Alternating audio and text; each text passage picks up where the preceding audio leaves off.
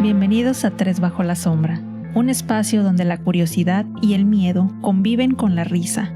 Aquí exploramos lo desconocido, lo extraño, lo inquietante y aquello que nos da miedo, pero fingimos que no. Ponte cómodo, apaga la luz y quédate con nosotros, bajo la sombra. Capítulo 12. Sectas. Este episodio contiene descripciones que pueden resultar sensibles para algunas personas. Se recomienda discreción. ¿Alguna vez te has preguntado, ¿qué tan lejos llegarías por pertenecer a algo? ¿Qué estarías dispuesto a sacrificar por una promesa de salvación o de éxito absoluto? Bienvenidos a otro episodio de Tres Bajo la Sombra. Yo soy Argy y el día de hoy me acompañan Trisha y JC. Hoy vamos a hablar de sectas. Pero ojo, no vamos a hablar solo de túnicas y rituales raros. Vamos a hablar de cómo el deseo de comunidad puede ser usado en nuestra contra. Desde grupos de autoayuda que se salen de control hasta cultos destructivos que terminan en las noticias. La palabra secta suele estar cargada de connotaciones negativas que no siempre son correctas. En el mundo antiguo se consideraba a los sectarios como personas que seguían las enseñanzas de un filósofo, del latín sequi, que significa seguir.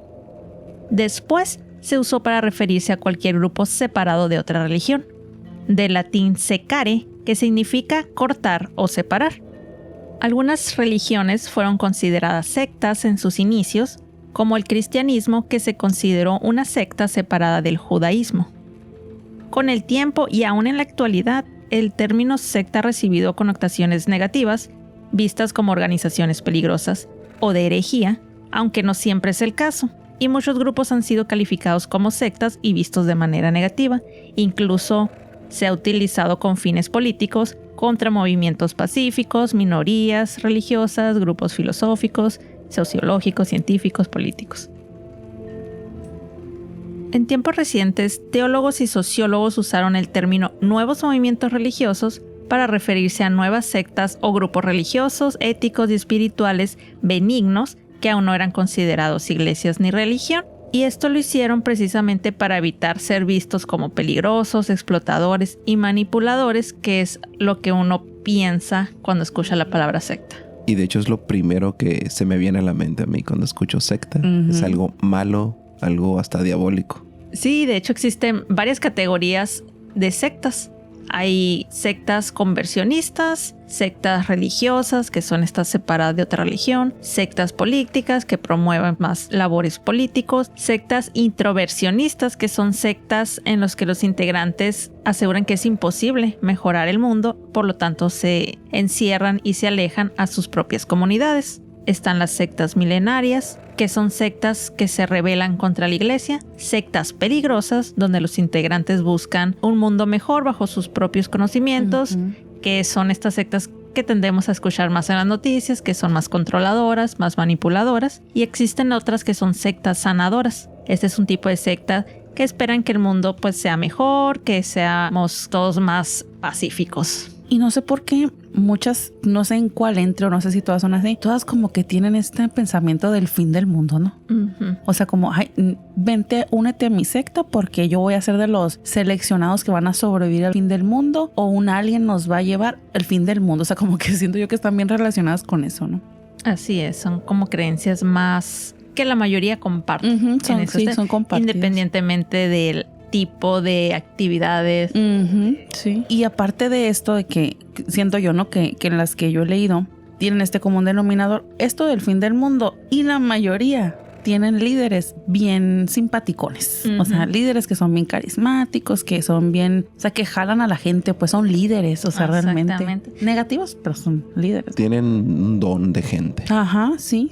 Usado para el mal muchos, ¿no? Sí, así es. Sí, y hay ciertas características que tienen estos líderes, no necesariamente de las sectas estas peligrosas, sino en general. Son personas con gran confianza en sí mismo, tienen una buena capacidad oratoria, un carisma y dominancia, persuasión, autoritarismo. Algunos tienen rasgos paranoides, narcisos y megalomanía, rasgos de sadismo y masoquismos, rasgos de psicopatía, que ya podemos ver qué tipo de sectas son las que lideran. Sí. También generan fanatismo en los miembros. La mayoría son hombres, tienen alguna historia de abuso o victimización, una inestabilidad en relaciones interpersonales y necesitan al grupo para sobrevivir. Ese control. Oh my God. Podría ser líder de secta, yo creo. Sería tu discípulo. Sí. Y qué bueno que mencionas eso, JC, porque voy a dar algunas características de los miembros de sectas. Vamos a ver si a ver si podría. encajo. A ver si encargas en mi secta los trishianos, le vamos a llamar. Trishiano, ¿no? En realidad, cualquier persona puede caer en una secta. Sin embargo, hay características más comunes, que son juventud, frustración, crisis familiar o personal, inseguridad y miedos, búsqueda de sentido, ya sea espiritual o de la vida, una vivencia espiritual. Algunos tienen rasgos paranoides, son más rígidos en sus creencias, tienen dependencia y una visión dicotómica de la realidad.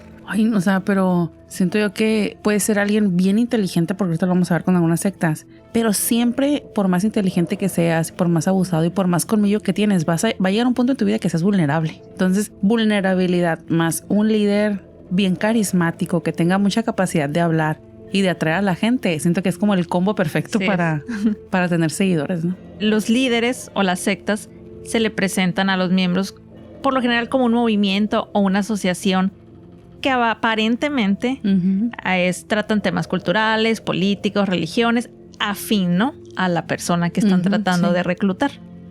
Y pues reclutan con métodos de seducción, técnicas de persuasión coercitiva o incluso métodos de influencia social. Oigan, no manchen, las señoras del Avon, del Mary Kay, todas ellas potenciales líderes de secta. Tienen una capacidad. Los líderes sindicales. Ándale, o sea, sí. Es que en sí es el característica de líderes, de ¿no? líderes. Ya depende de dónde estés. Sí. Si en una secta. Yo caí en el Oriflame. Creo que nomás en el Oriflame y en los aceititos del Young Living, porque también es así escalonada, ¿no? Oye, pero es que, fíjate, es que realmente toda esa gente, también los que traen la de la rosa de la abundancia, no sé cómo se llama, lo de la rueda de la abundancia. La flor de la abundancia. La flor de la abundancia. Toda esa gente, potenciales líderes de secta, eso. También los reclutadores usan mucho la desorientación social, como los desastres naturales, guerra, precisamente como lo que mencionabas ahorita, Trisha, de que tienen esta idea del fin del mundo. Entonces, con todo eso lo reafirman, como que miren, ya está pasando, vengan con nosotros. Y hay muchos países en los que algunas de estas sectas catalogadas como peligrosas o destructivas están prohibidas. Y hay otros lugares donde sí se permiten. Por eso a veces vemos sectas más en ciertos países como Latinoamérica o en Europa, precisamente por estas leyes. Porque hay muchas que se disfrazan como de religión, ¿no? O sea, hay unos que pueden meter, no sé exactamente qué hacen, pero como meten como una especie de amparo o una licencia de que es que es mi movimiento religioso, yo tengo libertad de culto y esto que estoy haciendo es religioso. Y siento, por ejemplo, en Estados Unidos hay muchos, y aquí en México a lo mejor no está en común. Más como en los últimos años, ¿no? Pero... Y pues si nos vamos como mencionar al principio la etimología, ¿no? O sea, si ya te separas de alguna religión o incluso de algún grupo, ya te podrías considerar una secta. Es como esto de te aíslo, ¿no? Ajá. O sea, te aíslo y no puedes... Porque hay muchas sectas que tienen esto en común, ¿no? O bueno, que a lo mejor es parte de sus características. Te aíslo, no puedes tener contacto con el exterior, tienes que estar dentro de esto. Y si te sales, pues ya no. Y si tu familia está dentro de esta secta también, o sea, tú ya quedas como aislado del resto. O sea, no puedes volver a tener contacto y demás. Sí, y de hecho eso es una característica clave de lo que son las sectas destructivas. Okay. Los alejan del mundo, les controlan tanto lo que piensan como sus creencias, la verdad no más la que el líder dice. Y suelen tener una organización autoritaria y piramidal. Tiene ahí como escalones, ¿no?, de niveles. Y todo esto afecta a los miembros porque desarrollan problemas de adaptación social, laboral, familiar. Incluso lo hemos visto quienes han leído o visto algún documental sobre las personas que salen de sectas. Cuentan, o sea, cómo les ha costado volverse a reinsertar socialmente. Algunos psicólogos y especialistas afirman que la mayoría de los acólitos acaban abandonándolas, aunque si poseen una personalidad débil o presectaria tienen riesgo de volver a caer en estas sectas a un modo de adicción, de esa necesidad de pertenecer a un grupo, de tener este conocimiento o verdad que les prometen. Y es que imagínate, te aíslan abandonas tú eso que te han tenido de lado durante tiempo, años a lo mejor. ¿Qué haces? Estás como que solo en el mundo navegando. O sea, ¿a dónde te haces? ¿Con quién te acercas? Si a lo mejor tu vida la hiciste dentro de esa secta. Por eso yo me imagino que a veces es mejor, pues más vale malo por conocido que bueno por conocer, ¿no? Como dicen, o sea, yo estoy aquí, esto es lo que conozco y esa es mi realidad. Y por eso mucha gente no sale, ¿no? De las sectas. O sea, es un ciclo vicioso, como dices. O sea, se hace como una especie de adicción, me imagino. Y es que a mí sí me llama mucho la atención que los líderes tienen esta capacidad de convencimiento y tienen esta personalidad de autoridad que aunque den una orden de algo que tú sabes que está mal, la sigues. El discípulo tiene esa necesidad de servir, ¿no? De pertenecer, de ser parte de. Y es que te envuelven de tal manera que yo creo que esto me duele, me está haciendo daño, pero pues me lo están pidiendo, es lo que tiene que ser. O sea, es como que esa, no sé si sea resignación o si sea así debe de ser porque es mi líder y él tiene la razón. O sea, ¿cómo yo voy a dudar de mi líder? Exactamente. Y ahorita que mencionan eso, hay una frase que me gustó mucho. No recuerdo ahorita el nombre de quién es el psicólogo que la dijo, que es alguien que estudia lo de las sectas, más que nada enfocado a cultos peligrosos. Okay. Y él menciona la frase de que si algo sientes que no está bien, no lo hagas. Uy, es que qué fuerte. Pero pues como dices, ya estás tan dentro de ese grupo, ya estás tan como te dicen que te va a salvar, lo que sea, que terminas cediendo, incluso por la misma presión, ¿no? De que todos tus hermanos lo están haciendo también, tus compañeros del grupo. Y como mencionaste, Ari, o sea, todas esas características la cumplen prácticamente todas las sectas. O sea, simple y sencillamente el aislamiento, ¿no? Sí. No quiero que alguien más se involucre porque me puede contradecir a mí como líder tuyo de lo que te estoy diciendo. Es que es gente que te envuelve, meten sus ápices tallarinescos en tu mente. Pues, o sea, yo siento que, o sea, a mí se me hace bien cañón. Y yo creo que todos en algún punto me resuena mucho eso que dijiste de si tú sientes o si tú dudas, no lo hagas. Yo creo que todos hemos caído en una estafa.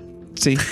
De alguna manera. En algún punto de nuestra vida. En algún punto de nuestra vida todos hemos caído en una estafa. Larry, pobres perdedores. Yo no. Y sí es cierto, o sea, como que siempre en algún punto dices, dudas, pero dudas. Y hay un punto en el que lo dudas, pero dices tú, no, pues no creo que sea mentira esto, ¿no? Y sácatela. Y nos gana a veces la curiosidad, pero bueno. Y yo creo que esto lo podemos ver más ejemplificado con algunas sectas que traemos el día de hoy. No sé si quieres empezar, Trisha. Sí, yo traigo una secta que a mí la verdad me llamó mucho la atención y porque ya había escuchado hablar de esta secta, pero la verdad es que no me había adentrado mucho. Y precisamente yo conocí esta secta por una película que se llama Colonia Dignidad. La secta es una secta chilena que se llama Colonia Dignidad y vi esa película porque salía Emma Watson, nuestra Hermione. Por eso la vi, la verdad. Y esta secta es una secta que nació en Chile por ahí de 1960, específicamente en el año 61. ¿Cuál es el contexto de este momento? Recordemos que en los 60s, 90s había una dictadura en Chile. La dictadura de Augusto Pinochet, que tiene mucho que ver con cómo se desarrolla esta secta. Y aquí, hablando de líderes, el líder de esta secta fue Paul Schäfer, que de hecho este líder era un ex soldado nazi. Realmente se origina en Alemania, en esa Alemania nazi, donde el señor del bigote andaba todo lo que da. ¿Qué pasa con Paul Schäfer? Comenzó a abusar de menores de edad en Alemania, se dieron cuenta y que dijo este hombre, ¿sabes qué? Pues me voy porque ya me están investigando. Entonces va a Chile esta persona con alrededor de 300 seguidores. Y si queremos hablar o hablando de las características estas que tú mencionabas que tienen los líderes, precisamente Paul Schäfer tenía esto. O sea, era un líder carismático, era autoritario, muy manipulador, tenía mucho control psicológico sobre las personas y además a eso, súmale que era un predicador religioso. Entonces ya naturalmente por el hecho de él ser religioso como que la gente lo seguía y era como que esta figura intachable de que no rompe ni un plato, era como una autoridad moral y religiosa para la gente. Seguidor de Dios, entonces. Así es. Incluso hubo familias que se separaron, hubo familias incluso que mandaron a sus hijos con Paul Schäfer a Chile porque dijeron, se va a ir a instalar una colonia allá en Chile. Esta colonia va a ir a ayudar a la misma gente. Ellos tenían como una visión o les hicieron creer que una visión muy utópica así, ¿no? De que voy a llegar a un país yo, persona alemana, a ayudar a la gente desvalida de ahí. O sea, esa era como la idea que les vendió. Entonces llegan a Chile y junto con varios colaboradores comienzan a formar lo que es esta colonia Dignidad. Y como ellos iban en plan de ayudar, ¿qué dijo el gobierno chileno? Pues te doy todo este terreno, como tú vienes a ayudar. Te doy este terreno para que tú crees aquí tu colonia donde van a estar bien padres los granjeros aquí, cultivando sus verduras, sus frutas, su ganadería. O sea, como una colonia autosustentable que iba a ayudar a la gente. O sea, como que lo pintaban súper bonito. Así como en la Alemania nazi pintaban a los campos de trabajo que le llamaban, que realmente eran campos de concentración. Te ayudo a que me ayudes. Así es. Entonces es bien curioso cómo hay gente y hay testimonios actuales que dicen, es increíble porque los hacían tener trabajos forzados. Es increíble cómo nosotros mismos construimos la cerca que nos mantuvo encerrados con esa secta, ¿no? Construyeron su propia cárcel. Construyeron técnicamente su propia cárcel.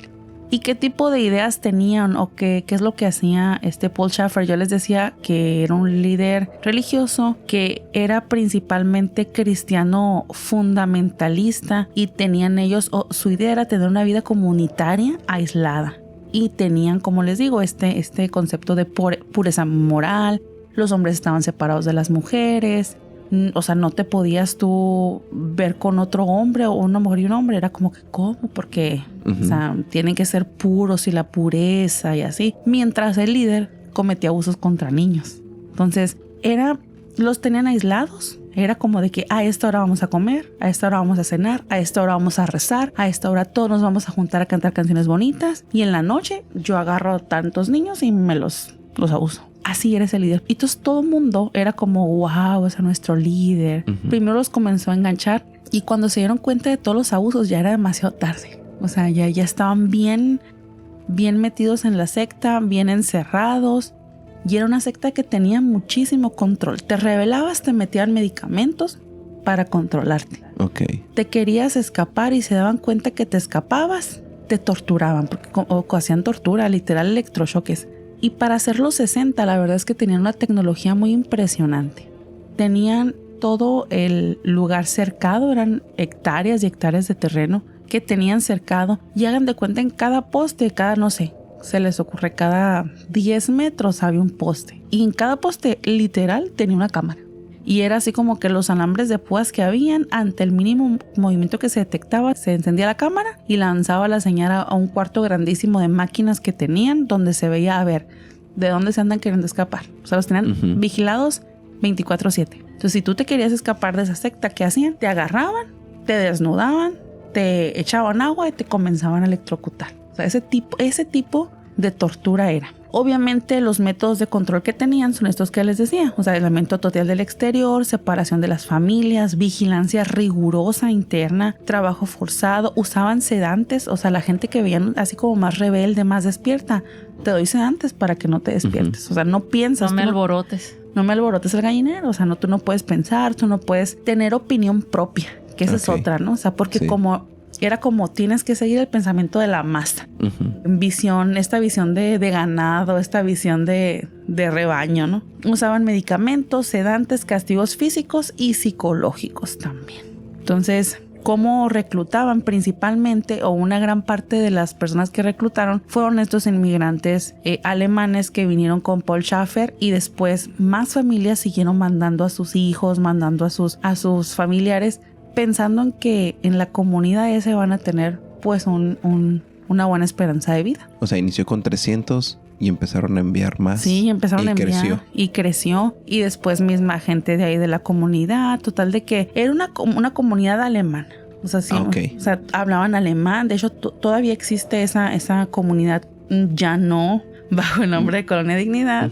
Pero la gente habla alemán ahí. O sea, hablan español también, pero su primer lenguaje es el alemán, porque toda esa zona era como estaban aisladitos y hablaban alemán. O sea, es una colonia alemana. Una colonia alemana, así tal cual. Y tenían esta creencia de obediencia absoluta al líder. La única persona que decía qué se hacía era Paul Schaeffer. Era el único que podía decir, vamos a hacer esto, ahora vamos a rezar, ahora vamos a comer, trabajos forzados. Literalmente no descansaba ni un día. Eran torturas, trabajos forzados, obediencia, rezos y abusos. así era la verdad, Colonia Dignidad. Y como les decía, tiene mucho que ver con el contexto histórico que estaba viviendo Chile en ese momento. Estaba pasando por una dictadura. ¿Y por qué duró tanto tiempo Colonia Dignidad? Precisamente porque estaban coludidos con el gobierno. O sea, el gobierno técnicamente era, hago la vista gorda de lo que estás haciendo, de lo que está sucediendo dentro de esta colonia, dentro de esta comuna, pero yo te voy a mandar presos políticos para que me los tortures. Entonces, de manera clandestina, gente así que eran prisioneros políticos, los llevaban o los mandaban a Colonia Dignidad para que, pues, los torturaran, los coaccionaran de alguna manera. Muchos se quedaban ahí mismo dentro de la Colonia Dignidad y formaban parte de. Estaba totalmente coludido todo el gobierno. Salían ganando los dos. Así es, o sea, él tenía más gente unida a su comuna y el gobierno era, quiero desaparecer a esta gente, pues mete la Colonia Dignidad. Y ahí pues trabajo forzado, tortura, abusos. Imagínense, ¿no? Era un centro clandestino de detención. Se hacían interrogatorios en Colonia Dignidad bajo tortura y se desapareció mucha gente, la verdad, ahí. O sea, mucha gente que no soportaba la tortura y moría, ¿no? Y por eso es que tenían esta protección política. O sea, el gobierno los protegía porque sabían todo lo que estaba sucediendo ahí. Entonces era, tienes pase libre para hacer lo que quieras, siempre y cuando atiendas a los presos políticos que yo te mande. Por eso nunca hubo una intervención policial real durante años, porque ya sabían lo que pasaba dentro de Colonia Dignidad. Entonces sí hubo denuncias de abuso, pero ellos hacían la vista gorda. ¿Por qué? Porque era esta negociación que había entre gobierno y la colonia. Y tenían también arsenales de armas grandísimos en la colonia, incluso lugares donde hacían entrenamientos paramilitares ahí dentro de la colonia, y estaba totalmente coludido. Entonces, obviamente Paul Schafer se sentía pues totalmente intocable, ¿no? Sí. Dueño y señor. Dueño y señor. Actualmente existe todavía en la zona, existe todavía la Colonia Dignidad. Ya no se llama Colonia Dignidad, ahora se llama Villa Baviera, y que es ahora como una villa turística. O sea, tú puedes ir y decir, voy a ir a Colonia Dignidad, y ves. Y todavía existe gente ahí que fueron de las personas que en ese momento, los 60, eran niños o adolescentes. Todavía viven ahí. Ok, se quedaron. Se quedaron.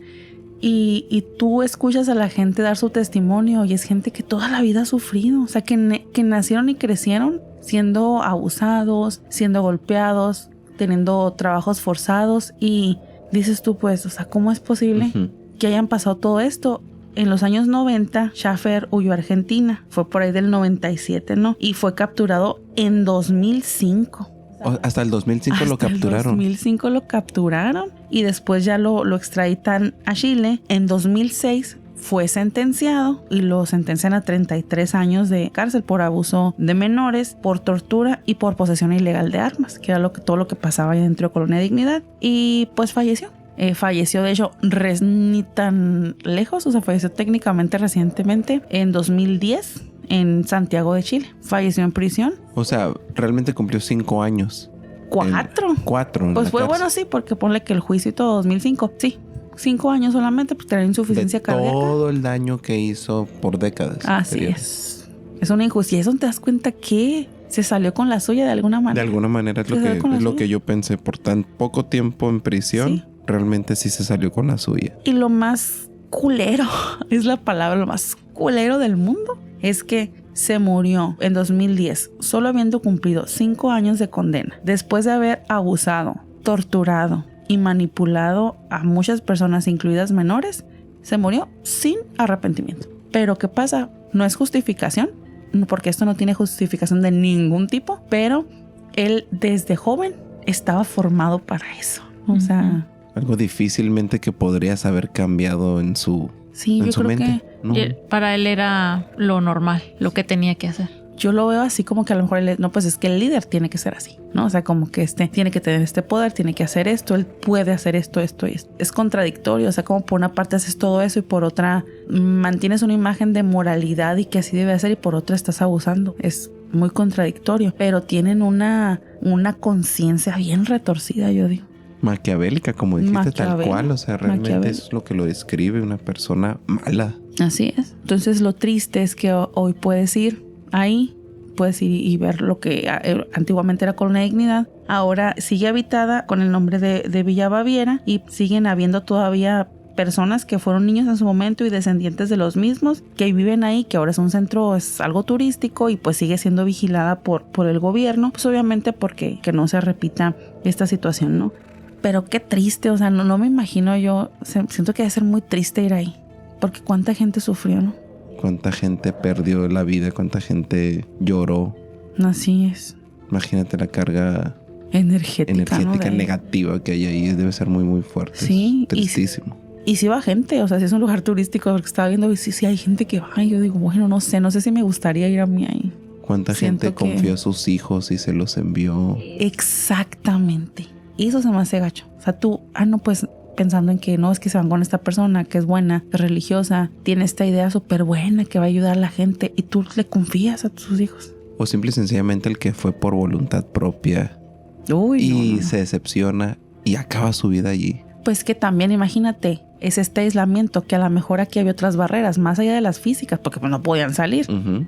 Las del idioma. Cultura. Es otra cultura totalmente diferente. Otro continente, otro hemisferio. Estaban totalmente aislados y pues, oye, habla alemán, pues un idioma que pues, o sea, es de punta a punta. O sea, no hablas español. ¿Cómo te comunicas? ¿Cómo dices, oye, estoy siendo abusado? Me salí, me escapé. O sea, escaparte era un trip. O sea, primero escaparte, ¿no? Para empezar, la vigilancia que dijiste. Sí, pero era exagerada la vigilancia. O sea, dicen ustedes, ¿cómo tenían esa tecnología en esa época? Se movía mucho dinero ahí. ¿Pero por qué? Porque el gobierno estaba coludido totalmente. Muchísimo. Ya con eso también que el gobierno estaba coludido, ya las llevas de perder. Sí. Cualquiera que estaba ahí. Y más en esa época, porque ahora pues todo es más viral. Uh-huh. Todo, o sea, pero en aquella época, imagínate, ¿cómo se iban a enterar? Hubo gente que a lo mejor nunca se enteró en los 60, 70 del sufrimiento de esta otra gente. Y sobre todo eso, que la gente tuvo poca o nula justicia, ¿no? Especialmente eso. Ahora, ¿a qué parte del mundo nos vamos, JC? A Ginebra. Yo les quiero platicar sobre la Orden del Templo Solar. Yo he escuchado mucho, pero no tengo ni idea. Está igual triste. Tiene unas partes que a mí me parecen todavía más triste todavía. Fue fundada en 1984 en Ginebra, Suiza, por Luc Jouret y Joseph de Mambourg. El grupo decía inspirarse en los caballeros templarios de la época medieval, esos de la túnica blanca con la cruz roja. Claro. Una orden militar católica del siglo XVII que, según ellos, tenía conexión con el Santo Grial. Este culto, esta secta, mezclaba varias creencias: el cristianismo, la filosofía New Age, ocultismo, astrología, rituales similares a los masónicos. Y ahondando un poco en sus líderes, ellos afirmaban que su organización era la heredera espiritual de los templarios y que sus miembros tenían una misión especial para guiar a la humanidad hacia una nueva era espiritual. Quiero platicarles sobre los líderes para que detectemos esas características que RG ya mencionó y que Trisha nos acaba de mencionar de la colonia Dignidad. El primero, como les mencioné, Luc Jouret, nació en 1947 en el Congo, belga, en una comunidad europea. Él estudió medicina en Bélgica porque se regresó a Bélgica y trabajó como médico especializado en medicina alternativa y homeópata. Ay, no, es que yo siento que ya desde ahí suena raro. Ya desde ahí me estás dando una pista. Viajó por el mundo, estudió, fíjense, sanación espiritual, ocultismo y prácticas esotéricas. Característica, él era carismático y un buen orador.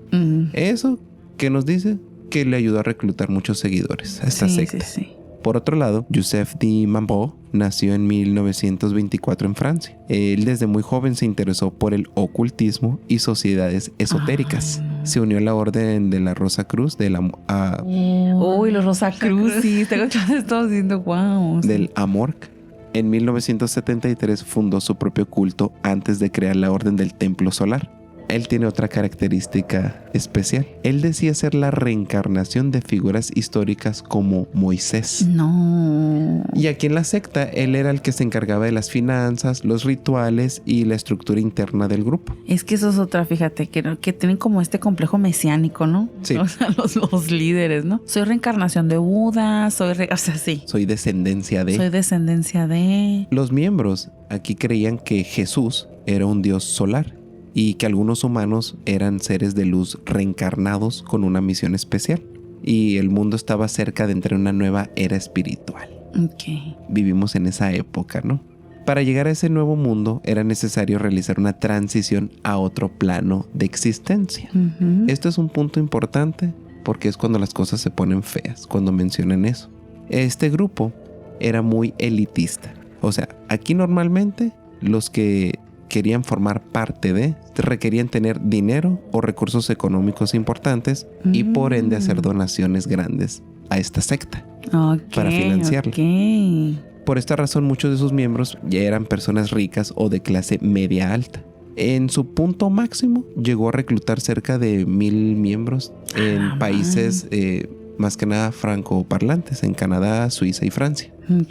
Joseph Di Mambrot manipulaba a los miembros mediante rituales elaborados, trucos e ilusiones. Esto era para simular apariciones espirituales y supuestos mensajes de seres superiores. Los milagros, y esto lo digo entre comillas, que en realidad eran trucos, sabía que para mantener la fe de los seguidores necesitaba pruebas visibles de lo sobrenatural. O sea, para creer, tengo que ver. Por eso él organizaba estas ceremonias muy elaboradas donde supuestamente aparecían seres espirituales o lo que ellos llamaban maestros cósmicos. ¿Qué usaba en realidad en esto? Pues eran proyectores ocultos. Usaba hasta hologramas, cables de estos invisibles, unas luces especiales y unos altavoces escondidos. ¿Qué hacía con esto? Pues parecía que eran entidades espirituales que flotaban o hablaban durante los rituales. Muy mago de voz de su parte. Totalmente. Para la aparición de los maestros era muy similar porque durante las ceremonias de iniciación con los miembros, ellos entraban a una sala oscura y había esta música solemne y símbolos templarios. Y ya de repente apareció una figura luminosa y ya los seguidores creían que era un maestro espiritual de otra dimensión. O sea, toda una puesta en escena.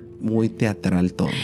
De nueva cuenta. ¿Qué era todo esto? Pues lo que les mencioné. Proyección o una persona disfrazada. La iluminación estaba diseñada de tal manera que ocultaba estos detalles que les decía. Y muchos miembros pensaban que estaban presenciando algo sobrenatural. Oye, ni la mujer lagarto se atreve a tanto. La de la expo. La de la expo, ni la mujer lagarto de la expo se atrevió a tanto. Este señor Di Mambrot también afirmaba recibir mensajes directos de seres superiores. Por supuesto que cuando se realizaron investigaciones posteriores, se pudo demostrar que eran realmente grabaciones de voz y que él escondía micrófonos y altavoces que simulaban que las voces venían del cielo. Muy elaborado. Los seguidores, cuando escuchaban estas voces, ¿qué confirmaban? Pues este culto es auténtico. Los líderes tienen contacto con entidades cósmicas. O sea, los convence. Sí. Este señor afirmaba que su hija era un ser cósmico precisamente. Y su hija estaba destinada a ser la nueva líder en una nueva era. Ya estaba, le estaba garantizando ya, pues, le estaba heredando el puesto. Sí, nepotismo en su máxima expresión, así. Ya con el tiempo algunos miembros comenzaron a dudar de las profecías. ¿Por qué? Las predicciones no se cumplían, se pedía cada vez más dinero y como típica organización que va creciendo, surgen conflictos internos. Ya a principios de los 90, varios miembros habían abandonado el culto, esta secta. Algunos denunciaron a la organización. Luc Jouret fue arrestado en Canadá por intentar comprar armas ilegales. Por otro lado, Di Mambrot empeoró su salud porque él tenía cáncer. Su hija, que en ese entonces ya era una adolescente adulta, empezó a exponer los trucos usados en los rituales. Es que imagínate ser la hija.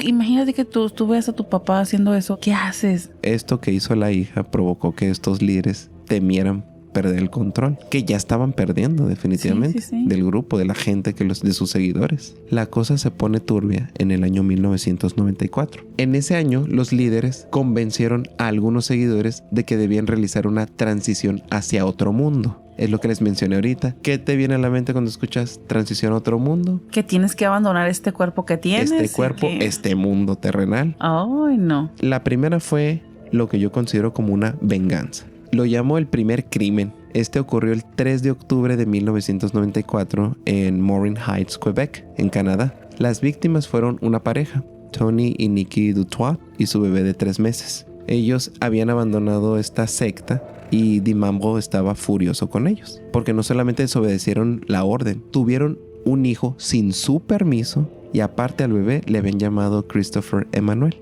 ¿Por qué se molestó? Porque su propia hija, él creía que era un ser divino y se llamaba Emmanuel. Y nadie le podía poner así a sus hijos. Eso él lo interpretó como un nombre, como una amenaza espiritual. Como desafiarlo, así ¿no? es. O sea, que están desafiando a la autoridad. Tuvo la osadía de declarar que el bebé era el anticristo. ¿Qué pedo? ¿Cómo ocurrió todo esto? De acuerdo a la investigación, los miembros de esta secta llegaron a la casa y al primero que atacaron fue al bebé varias veces en el pecho con una estaca. No. Y los papás, igual con armas blancas. Después, ¿qué hacen? Incendian la casa. ¿Para qué? Pues para destruir la evidencia. Este crimen fue como una especie de acto simbólico para purificar el grupo antes de la transición final. Esto es lo que se les dijo a los miembros que entraron a atacar.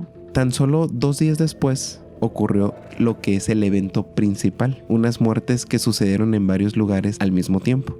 La primera es la de Calais en Chiri, Suiza, donde murieron 23 personas. La policía aquí encontró 18 cuerpos colocados en círculos, vestidos con túnicas ceremoniales, las que les mencioné anteriormente, con bolsas de plástico en la cabeza y con disparos. Muchos habían sido sedados con tranquilizantes, luego disparados en la cabeza y los acomodaron de forma como de ritual. Y el chalet pues fue incendiado deliberadamente por los motivos que les había mencionado anteriormente. Aquí hay un dato curioso. Aquí entre los muertos estaba Joseph Dimambro. ¿Qué? ¿El líder? El líder. Por otro lado, en Salvan, Suiza, en 2 chalets de allá, a unos 160 kilómetros de distancia, murieron otras 25 personas. Aquí el patrón fue muy similar. Algunos miembros fueron drogados, luego les dispararon y los cuerpos los acomodaron ceremonialmente. Y los 2 edificios fueron quemados. Aquí murió Luc Jouret. Según la policía y las investigaciones concluyeron que no todos los que participaron, no todos los que estaban muertos, fue de manera voluntaria. Había 52 muertos ese año, ¿no? En 1994. De esos 52, 15 sí sabían que morirían, pero los otros 37 fueron engañados. No manches. ¿Cómo los engañaron? Pues las víctimas pensaban que iban a participar en un ritual espiritual. Se cree que les dijeron cosas como que tomarían una bebida especial para la transición, que entrarían en un estado de trance y que su espíritu viajaría a otro plano. No. Cosas así, ya se imaginan. Muchos de ellos fueron sedados con drogas muy fuertes. Y ya cuando estaban inconscientes o muy debilitados fue cuando los desvivieron mediante disparos, asfixiados, y ya los que de plano no los atacaron así, en el incendio, porque quemaron los lugares para la evidencia, destruir evidencia. Es que imagínate estar, o sea, me intento poner en el lugar de las víctimas. Imagínate tú estar, te dicen que en tu orden religiosa, lo que sea, que tú, me imagino que la gente que está dentro de una secta no sabe que está en una secta, ¿no? O sea, para empezar, no lo llama secta, pues. Ajá. Si estás en tu orden religiosa, te dicen vamos a hacer un ritual, te vamos a dar esto para beber. Imagínate estar tú en ese estado sabrosón, o sea, que estás entre medio dormido y medio despierto y como que mareado y demás, y que escuchas que acaban con el que está a un lado de ti. ¿Qué sientes tú? Hola, más, o sea, yo creo que ese hay un momento de conciencia en el que dices, el siguiente voy a ser yo. ¡Qué miedo! O sea, esos segundos de tortura emocional y psicológica, saber que a ti te va a tocar y que no quieres estar ahí a la mejor. Qué fuerte, la verdad. Se me hizo tristísimo también porque pues 15 sí sabían a lo que iban. Y pero no dijeron. Ay, pero no. Tú que no sabías y ya no puedes escapar de ahí. Se me hizo tristísimo. Triste, como dice Trisha, de esos últimos momentos darse cuenta yo sigo y también de a lo mejor cuestionar toda tu creencia, ¿no? Así es, o sea, ya en el último... ¿Qué estoy haciendo aquí, no? Too late, ¿no? Ya demasiado tarde, ya no puedes huir de ahí. Y fíjense el pensamiento de estas gentes.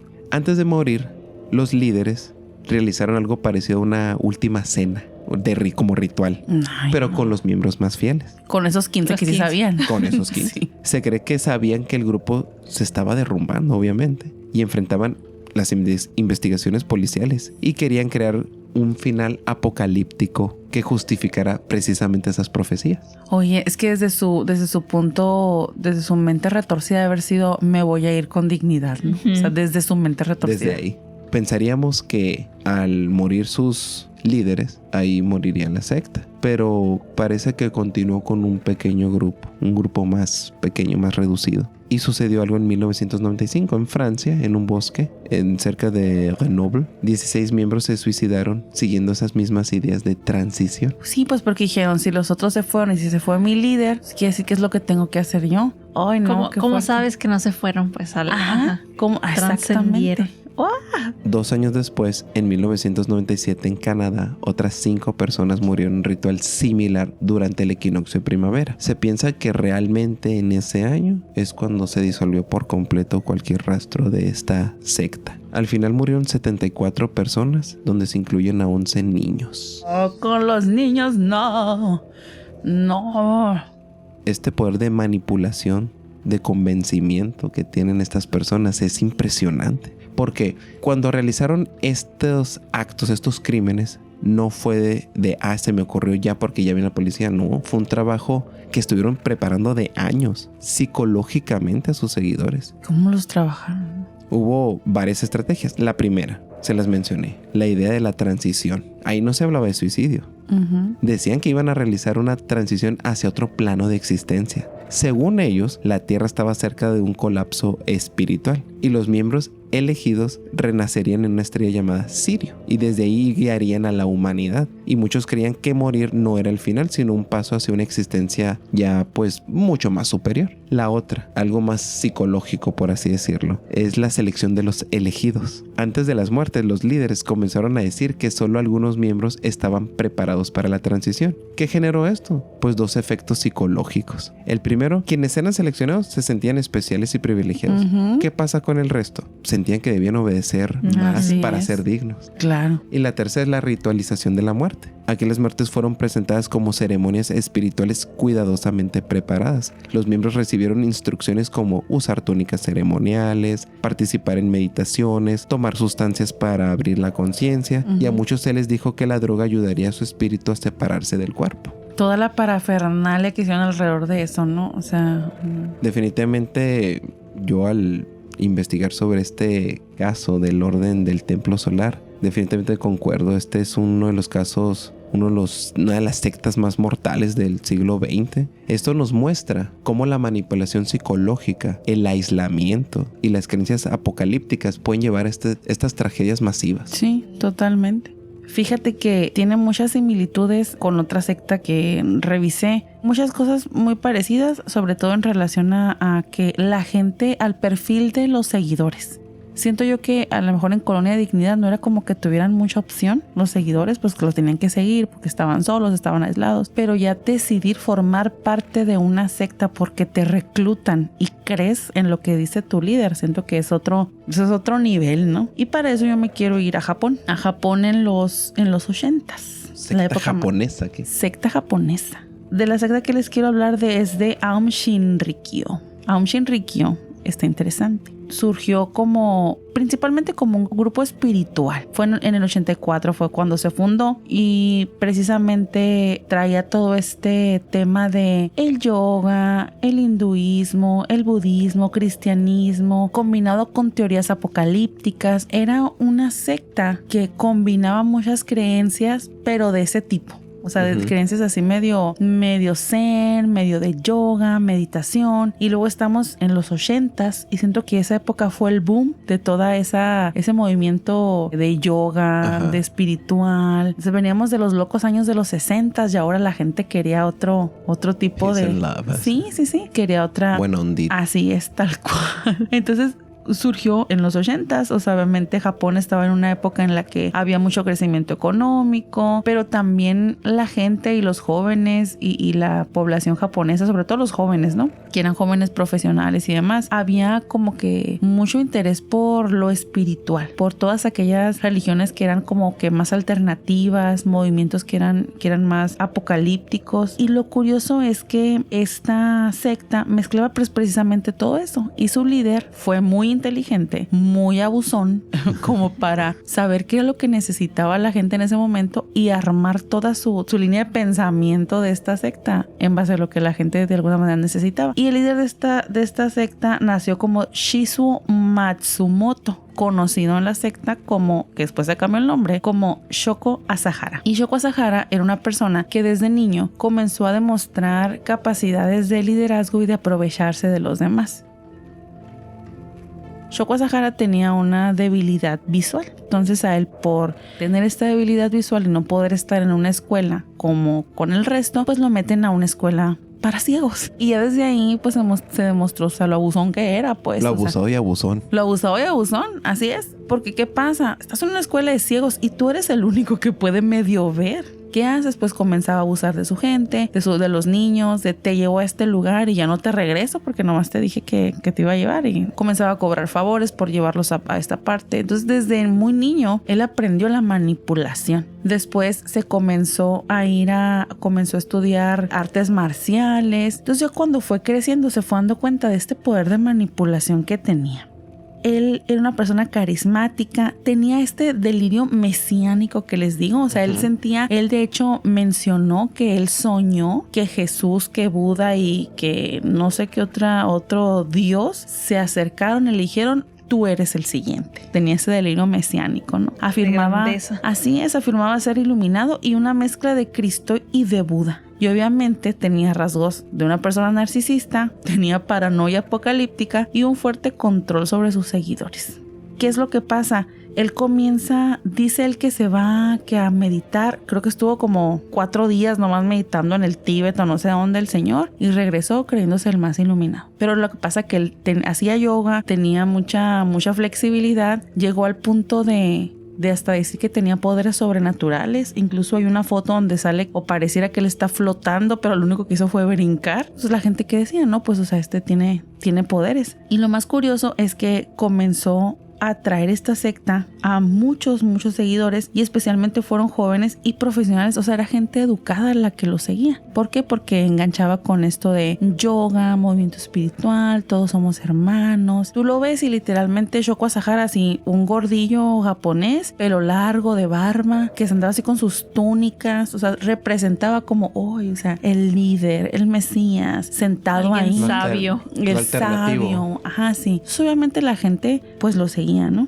Entonces, por esta mezcla de budismo, hinduismo, cristianismo y teorías conspirativas, él decía, o parte de su estrategia era decir que se acercaba una guerra mundial y que el grupo, Aum Shinrikyo, que ellos eran los elegidos para sobrevivir y para construir una nueva humanidad. O sea, esa era su misión. Sabes que va a haber una guerra, todos van a morir, pero nosotros vamos a sobrevivir. Y nada tonto, ¿dónde reclutaba? Se iba a reclutar a universidades, a seminarios de meditación, a lugares donde hacían yoga, cursos espirituales. Ahí era su mercado. O sea, él era así, iba a esos lugares, atraía a la gente, y entonces con él comenzaron a entrar muchos médicos, muchos ingenieros, científicos. O sea, gente preparada. Gente muy preparada, y esto va a ser muy importante para lo siguiente.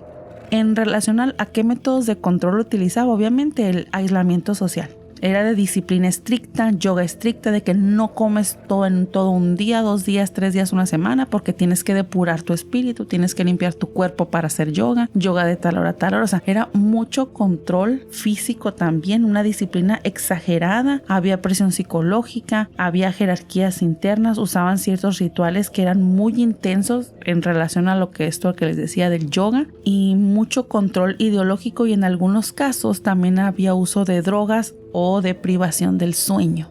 Estos eran métodos de control que utilizaban pues para garantizar que la gente iba a estar subyugada, ¿no? ¿Qué fue lo que comienzan a pasar con esta secta? Comienzan a tener esta percepción de que va a haber una guerra. Estos, al contrario, generalmente las guerras dicen, se va a acabar el mundo en el 2000, y cuando sigue el 2000, no, en el 2005 siempre.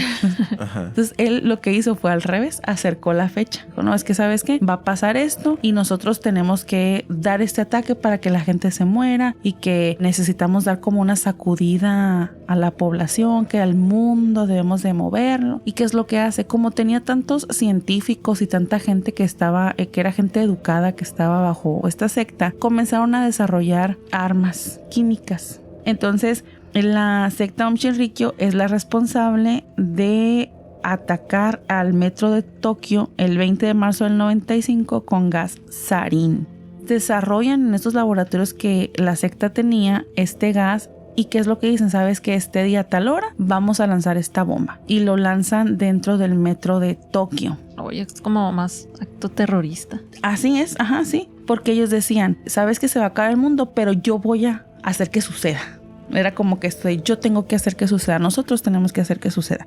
Y ese día, ese 20 de marzo del 95, 5 miembros del culto liberaron gas sarín en varios trenes del metro de Tokio.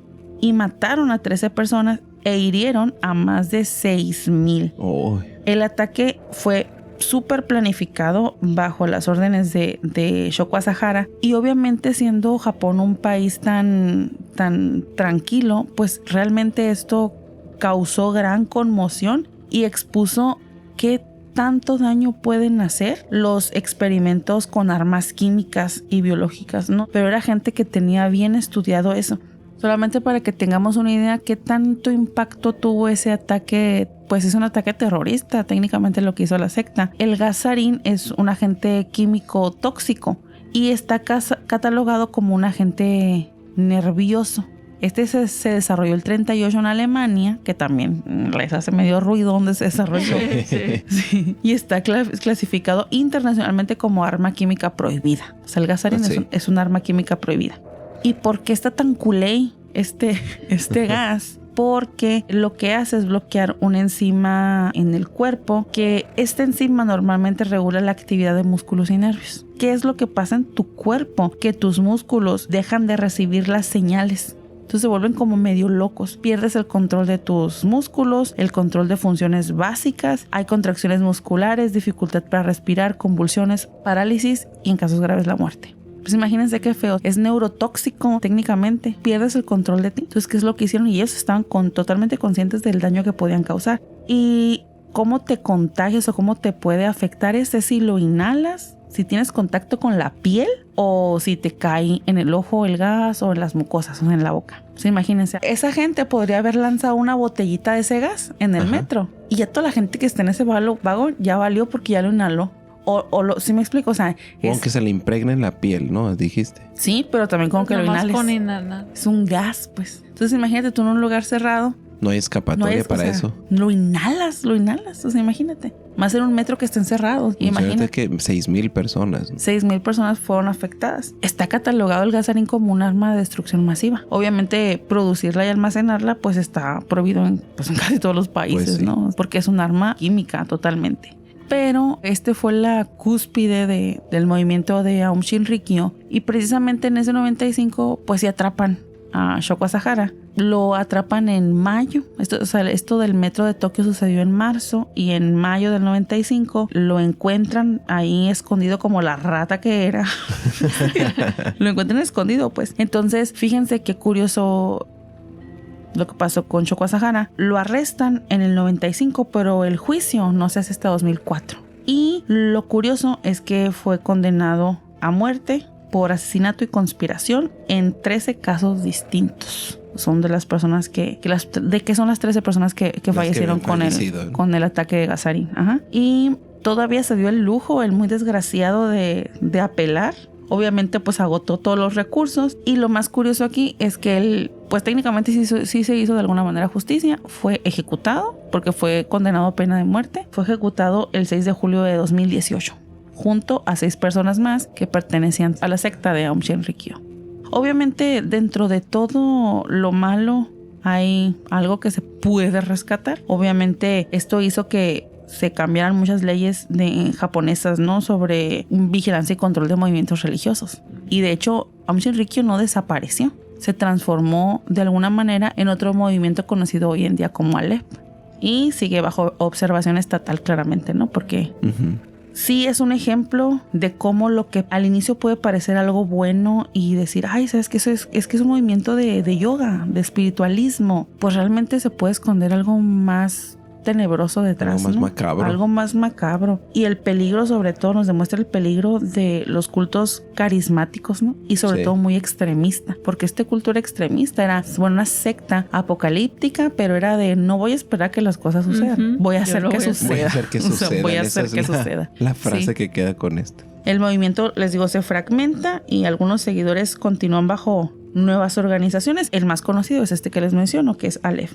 Y ese fue la secta de Aum Shinrikyo. Muy resumida, la verdad, porque fueron muchos años de aislamiento, de tortura, disciplina. Es que pues, es tortura ya cuando haces esa disciplina extrema de no vas a comer, vas a hacer, no sé, te vas a poner. Es control. Es una secta donde te están coaccionando, coercitiva, ¿no? Y algo que comentabas desde el inicio, ¿no? Cómo se crió.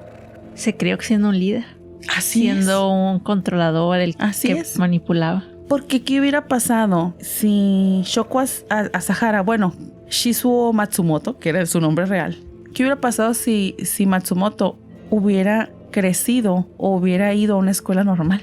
En esa escuela normal él no hubiera sido el abusador. Muy probablemente por su discapacidad hubiera sido el abusado. Así es. ¿Cómo de ahí cambia la dinámica? Pero a lo mejor él ya estaba destinado, ¿no? O sea, ser así y hubiera sido peor. Pudiera haber sido porque, como veíamos al inicio, era que tenían abuso o victimización. Entonces, de alguna u otra manera, a lo mejor, como dice Jay-Z, si fue porque era el abusón o si fue porque era el abusado, podía haber llegado igual a... Entonces, lo que sí es que era muy bueno para el yoga.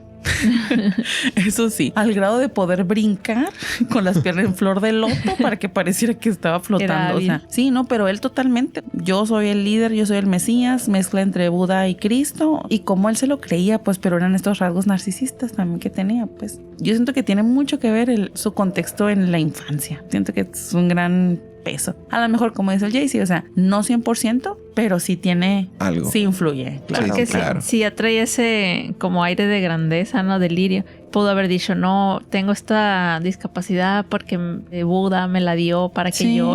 Sí, como dice el Jay-Z, pudo haber sido igual el líder de esta secta. Mientras hacíamos la investigación esta de sectas, yo me fui por los ovnis. Claramente. Y encontré que existen las sectas ovnis o sectas platillistas, o en algunas se denominan religiones ovnis. Ok. Oye, la cienciología vendría siendo como religión ovni. Me quedé pensando. Sí, la catalogan como una. Sí. Oh, claro. Sí, de hecho son las principales que salen es cienciología, el Heaven's Gate. Claro. Y hay varias más que no son tan conocidas o que no se reconocen como sectas ni como religión. Y algo que me llama la atención es de que cómo surgen estas sectas ovnis. Más que nada es por la decepción de las personas de las religiones tradicionales, de las sectas que ya existían y de otros grupos esotéricos. La gente acude al fenómeno ovni buscando respuestas. Es lo que me falta, yo creo, el fenómeno ovni. Y entre las características, pues, son muy similares. Sí. Tienen su líder carismático que afirma ser el único receptor de mensajes. Usan más tecnomisticismo. Reemplazan a ángeles por extraterrestres y los milagros por tecnología más avanzada. Ok. Eso se me hizo muy interesante. En algunas también manejan este sentido de que un desastre inminente viene y solo los que sabemos la verdad vamos a salvarnos, o los que podamos transicionar hacia otro lugar. Pero aquí, en vez de ser espirituales o religiosos, ellos usan mucho esta palabra de canalización o el channeling, que es el método por el cual los líderes contactan a estas como entidades superiores alienígenas. ¿Cómo funcionan estas sectas en general? Porque cada una tiene sus características muy específicas, pero en general es que el líder entra en un estado de trance o meditación para sintonizar su mente con esta frecuencia. Usan mucho esas palabras también, que frecuencias, vibraciones, energía cuántica, telepatía interestelar, ¿no? Sí. Los términos, ya sabemos que tienen desdoblamiento cuántico. Sí. No hablan con fantasmas, no hablan con espíritus, con ángeles, hablan con comandantes galácticos o maestros ascendidos. Justo te iba a decir seres ascendidos, ¿no? Maestros ascendidos. Sí, claro. Sí. Y que se encuentran en otros sistemas solares, en otros planetas, estrellas. También suena muy New Age eso, ¿no? Sí. O sea, sí, totalmente. Sí, totalmente. Como les decía ahorita, la gente pues busca otras alternativas a las religiones tradicionales, a las otras sectas, y se acercan a esto, pues estas palabritas nuevas como, como dice la novedad, los llamaba. ¿Cuál es el riesgo de estas sectas? Pues dentro de las sectas ovnis pues también hay las peligrosas, las pacíficas. Entonces, al igual que en otras, ¿no? El líder es el único que se puede comunicar con X comandante. Y él es el que dice, ¿no? Pues qué es lo que tienen que hacer los otros. En general, más o menos para poner en contexto estas sectas ovnis. Yo leyendo entre las sectas que están más enfocadas a esto, me llama mucho la atención la secta de Misión Rama. Esta surgió en Lima, Perú, es de acá de Latinoamérica, en 1974. Les voy a hablar brevemente de esta. Surgió en una década de gran efervescencia por el fenómeno ovni a nivel mundial. Dentro de esta secta, si la podemos llamar así, o grupo, hacían sesiones de psicografía, que es decir que estas personas recibían como por telepatía información y estos, no sé cómo llamarlos, escribas, no sé, escribían lo que recibían. Ok, me los imagino. Sí. Su líder fue Sixto Paz Wells y su hermano Charlie Paz, entre otros miembros de su familia. Pues características de Sixto: es una persona que es muy carismático, es muy bueno para hablar. De hecho, él me parece que sigue dando conferencias, claro. Todo, ¿no? Muy conocido Sixto Paz. Él tuvo esta experiencia con estos seres extraterrestres y fue cuando él comenzó a crear este grupo. Él dice que su movimiento o su grupo es más que nada para encontrarse a sí mismo. Sí. Que cada uno tiene que encontrarse a sí mismo y los seres estos vienen, o bueno, más bien estos nos dan conocimiento para ayudar a la humanidad. Sí. Para ayudarla. Sí. De hecho, Sixto Paz es un contactado muy, muy famoso y todavía, como dice, sigue dando conferencias. De hecho, no hace mucho estuvo aquí en México. Sí, es en todos. Es muy activo todavía. En todos lados, o sea, aquí Latinoamérica, incluso Europa, España. Sí. De hecho, lo entrevistó JJ Benítez. Sí, justamente. Y el colapso de los mundos. Fue a una de estas, porque ellos en este movimiento tienen saben cuándo van a hacer algún avistamiento. Ajá, sí. Se programan, van, y invitó a JJ Benítez, él estuvo ahí. Sí. Que de hecho dicen que inspiró uno de sus libros. Entre las creencias de este grupo, como les decía, mezclan teología galáctica con superación personal. Uh-huh. De hecho, ellos describen el nombre Rama, Ra del sol, uh-huh, y Ma como de tierra. En la actualidad tuvo un pequeño cambio de nombre. Ahora lo llaman Rama con H, como Rajma. Okay. Entonces ahora ellos dicen la H es el hijo, es la humanidad, como que el sol padre, el hijo, y Ma la madre tierra. Ok. Ellos creen que estos guías extraterrestres son seres de otros mundos, de la luna de Júpiter, Ganímedes, que se hacen presente, o bueno, más bien los humanos de aquí se contactan con ellos a través de unos portales que se llaman Sendra. Estas puertas dimensionales, cuando están en sus grupos, cuando van a hacer un avistamiento, abren este portal y es cuando son transportados a esta luna de Júpiter. Que es como que espiritualmente, ¿no? O sea, su cuerpo está aquí, pero su conciencia está en otro lado, es y puede hasta ver la nave y todo eso, ¿no? Porque sí he visto algunas entrevistas. O sea, está bien interesante. Y a veces te haces la pregunta, ¿es mame del señor o realmente es hilo? Porque es tan increíble, o sea, tan increíble. Para nosotros dices tú, ¿sí será? Qué impacto, ¿no? A mí se me hace algo muy interesante todo eso. Sí, y de hecho es muy curioso porque yo vi es algo que voy a platicar un poquito más adelante. Como en todos lados hay un grupo y hay separaciones, ¿no? Como decíamos, Sixto Paz pues ha dado muchas conferencias y pláticas por todo el mundo. Él llega a España, hay alguien de allá que dice, yo quiero continuar con su movimiento acá. Uh-huh. Y esta entrevista que yo vi de una mujer, que ella nació dentro de una secta que viene siendo Rama, de Misión Rama, ¿no? De hecho, creo que se llama Hermandad Rama, la llaman ellos. Sin embargo, su experiencia es muy diferente al movimiento de Sixto Paz. Ella cuenta que es totalmente una secta, como ya vimos, las disruptivas, ¿no? O sea, como si hubieran tomado las enseñanzas o la buena vibra que él traía y la retorcieron y hicieron o sea, se aprovecharon del movimiento. Así es. Entonces, ella cuenta que tuvo contacto con Sixto Paz. Ya una vez que salió, lo contactó. Y él le dijo que él tuvo contacto con esta secta de ella y que él vio lo que estaban haciendo y le dijo, oye, esto no es lo que yo tenía en mente. O sea, ustedes ya prácticamente le dijo, están haciendo esto mal, pues no lo hagan. No hicieron caso.